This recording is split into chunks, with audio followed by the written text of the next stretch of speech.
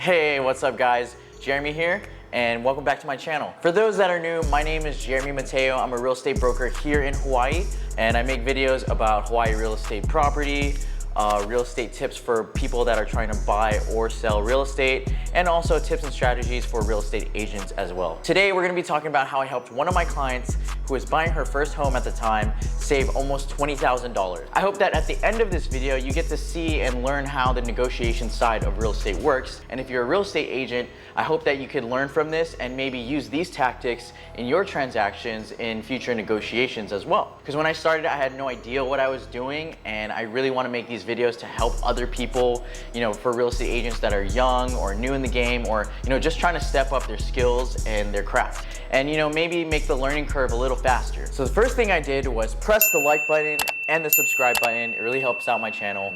Thanks. No, but anyway, when we first found this listing, it was listed for $419,000.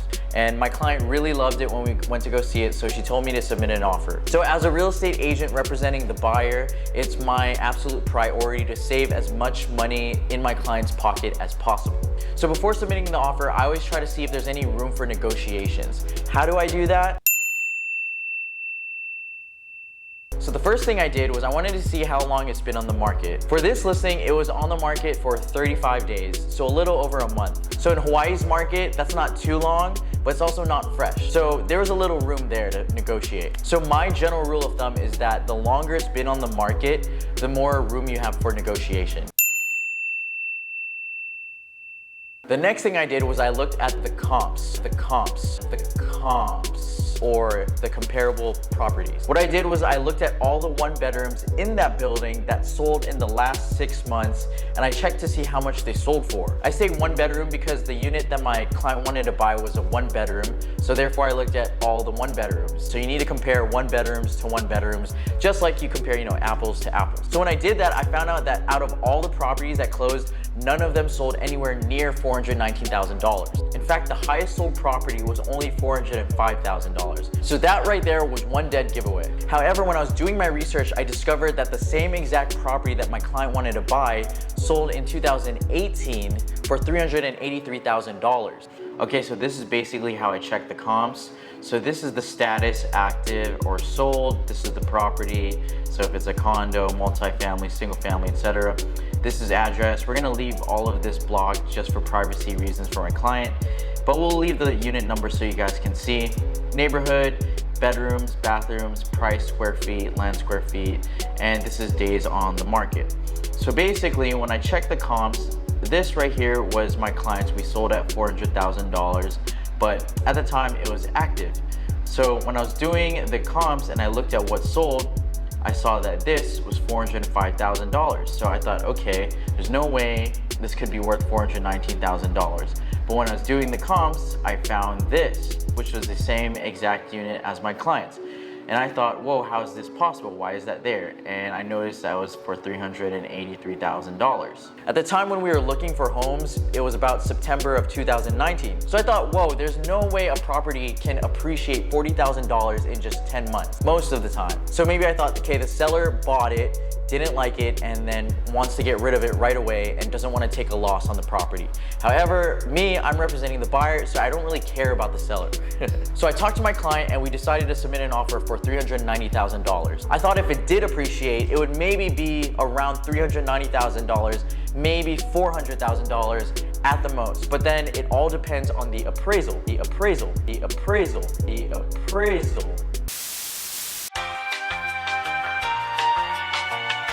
So quick real estate tip, let's say you want to buy a $500,000 home and you're even approved for a $500,000 mortgage loan.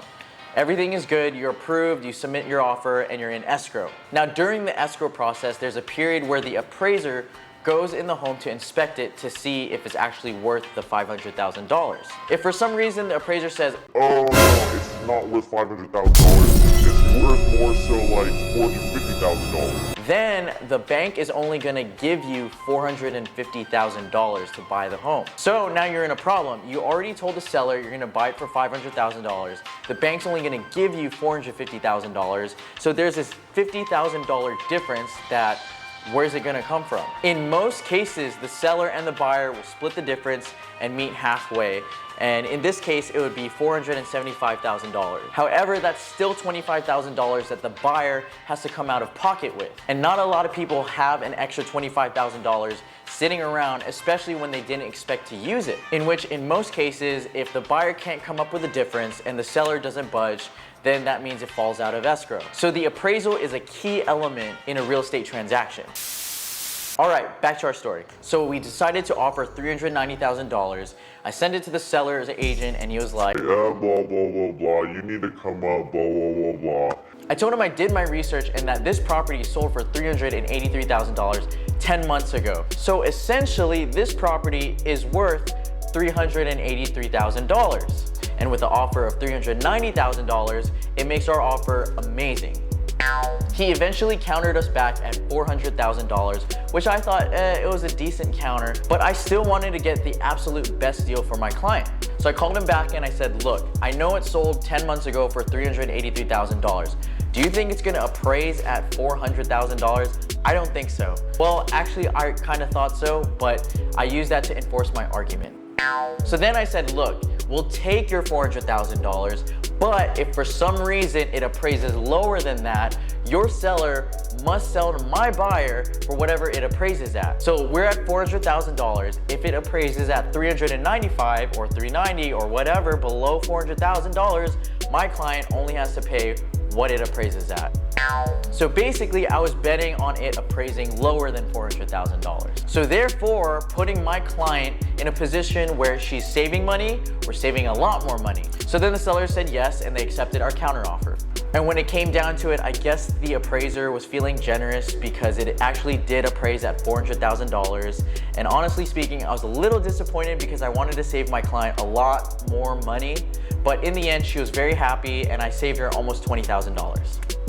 All right, let's recap. So we started at $419,000. I checked to see how long it's been on the market. I noticed that it was on the market for 35 days. So that gave us a little negotiation room right there. Then I checked the comps and I saw that the highest price sold was at $405,000. Then in my research, I noticed that this unit sold 10 months ago for $383,000. So I figured, okay, let's offer at $390,000. So when I offered that, they didn't like it, so they countered back at $400,000, which we eventually ended up. So from $419,000 all the way to $383,000 to $390,000 and then landed at $400,000. So there you have it. That is a story how I saved my client almost $20,000. I hope you liked the video and enjoyed watching it and learned some of the negotiation side of real estate. If you're a real estate agent, I hope you found this really helpful and perhaps you could use these tactics to use in your future transactions. Don't forget to press the like and the subscribe button, and yeah, thank you for watching.